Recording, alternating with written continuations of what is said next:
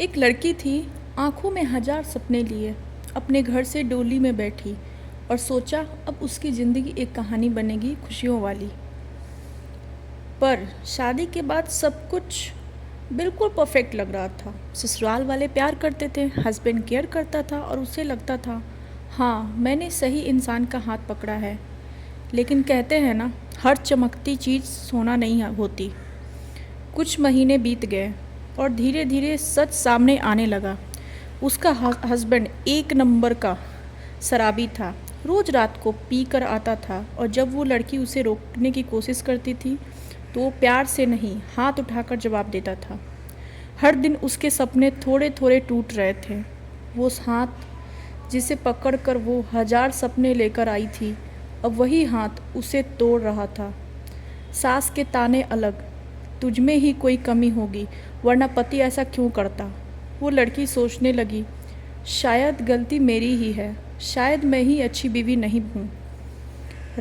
रातों को चुप चुप कर रोती थी और दिन में मुस्कुराकर नाटक करती थी, क्योंकि सोसाइटी को सिर्फ परफेक्ट बहू चाहिए होती है, उसका दर्द नहीं। फिर एक दिन उसकी ज़िंदगी ने उसे बिल्कुल तोड़ दिया। उसका हस्बैंड एक दूसरी लड़की को घर लेकर आया। उस लड़की के सामने उसे धक्के मार कर घर से निकाल दिया। वो चुप रही, टूट सी गई। वो सड़क पर खड़ी थी, ना उसका ससुराल था, ना अब उसका कोई घर। आखिरी उम्मीद लेकर वो अपने मायके गई, लेकिन वहाँ भी उसे अपनाया नहीं गया। लोग क्या कहेंगे, तुझ में ही कोई कमी होगी, हमें बदनाम मत कर। उस दिन वो लड़की अंदर से मर गई। उसे लगा अब जीने के लिए कुछ भी नहीं बचा। वो चल पड़ी अपनी ज़िंदगी ख़त्म करने। हर कदम के साथ उसकी आंखों के सपने उसे अलविदा कह रहे थे। तभी एक आवाज़ आई, रुक जा बेटी। एक साधु बाबा ने उसे रोका। उन्होंने कहा, ये तेरा अंत नहीं है, ये तेरी कहानी की शुरुआत है। जिसने तुझे ठुकराया वो तेरे लायक ही नहीं था। अपनी किस्मत किसी और के हाथ में मत दे, उसे खुद लिख। उस दिन वो लड़की बदल गई। उसने आंसू पोंछे और खुद से एक वादा किया, अब मैं नहीं टूटूंगी, अब मैं खुद को बनाऊंगी। उसने छोटी सी जॉब शुरू की। लोगों के ताने अब भी थे, रास्ते मुश्किल थे, लेकिन इस बार वो रुकने वाली नहीं थी। दिन रात मेहनत की, गिर गिर कर उठी। और फिर एक दिन वही लड़की जो कभी सड़क पर अकेली खड़ी थी और आज अपनी पहचान बना चुकी थी, लोग उसे नाम से जानते थे।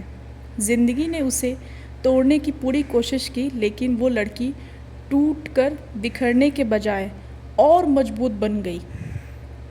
कभी किसी के लिए खुद को मत खोना, क्योंकि जब तुम खुद के साथ खड़ी हो जाती हो ना, तो दुनिया की कोई ताकत तुम्हें हरा नहीं सकती या तुम्हें तोड़ नहीं सकती। ये कहानी सिर्फ उस लड़की की नहीं है, हर उस लड़की की है जो कभी ना कभी टूट कर भी खुद को जोड़ देती है।